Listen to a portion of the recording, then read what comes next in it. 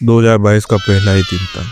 मैं सुबह से रील स्क्रॉल करे जा रहा था, तो हुआ क्या, मेरे सामने एक मोटिवेशनल रील आई। जब मैंने उसे देखा, देन रियलाइज माई डे कि पूरा दिन गया कैसा है मेरा। मुझे कुछ भी याद नहीं है। न्यू ईयर का फर्स्ट डे कब शुरू हुआ और कब खत्म हुआ, मुझे कुछ भी पता नहीं है। फिर मैंने अपना स्क्रीन टाइम चेक किया, उसमें स्क्रीन टाइम था 7 घंटे 45 मिनट। ये खाली इंस्टा का था। मैं पूरे दिन फ्रस्ट्रेट था। अगले पूरे दिन इवन मैंने 2 दिन तक तो मोबाइल को हाथ भी नहीं लगाया। उस दिन के बाद मैंने इंस्टा इतना कम कर दिया है कि मेरा स्क्रीन टाइम आधे घंटे 1 घंटे से भी कम होता है। कि जहाँ लोग अपने दिन को, अपने पूरी लाइफ को बना रहे थे, वहाँ मैं पूरी लाइफ वेस्ट कर रहा था। तुम शायद रिलेट कर पा रहे होंगे।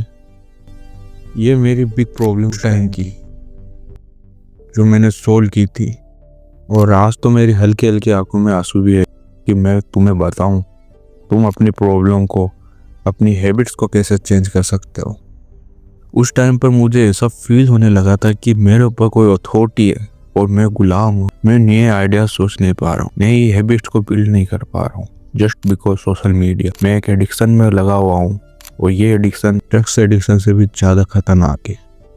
आधे से ज़्यादा लोग अब तक इस वीडियो को छोड़कर जा चुके होंगे।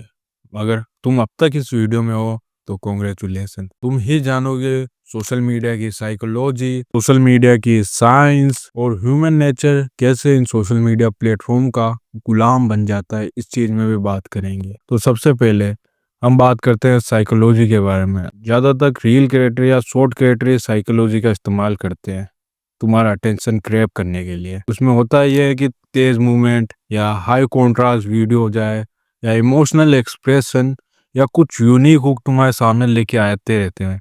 कोई भी वायरल वीडियो देख लो, उसमें 100% यही पैटर्न फॉलो होता है।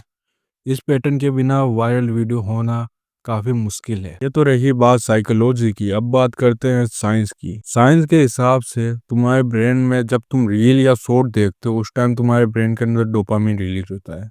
ये 2 टाइप से रिलीज होता है। पहला होता है शॉर्ट टाइम डोपामिन, दूसरा होता है लॉन्ग टाइम डोपामिन।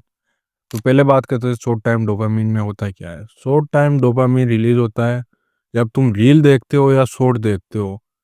जैसे नोवेल्टी, हर स्क्रॉल पर कुछ नया दिखना, इसे ही कहते हैं नोवेल्टी, और इस पर डोपामिन रिलीज होता है। और चीज है वैल्यूएबल रिवॉर्ड। देखो, इसे समझो कि ये किस तरीके से काम करता है। ये चीज इस तरीके से काम करती है कि आपने पहली रील देखी, उसके अंदर घटिया नॉलेज है, बिल्कुल वीडियो बेकार है। अब तुम दूसरी रील देखोगे, वो एकदम बढ़िया वैल्यूएबल है, उसमें रिवॉर्ड मिल रहा है तुम्हें। अब तुम्हारा ब्रेन कह रहा है कि अब मुझे तीसरी रील देखनी। फिर तुम्हारा ब्रेन डोपामिन रिलीज करता है, और तुम्हें लगता है कि तुम कुछ यूनिक काम कर रहे हो, कुछ यूनिक काम कर रहे हो, जिस वजह से तुम आगे देखते जाते हो।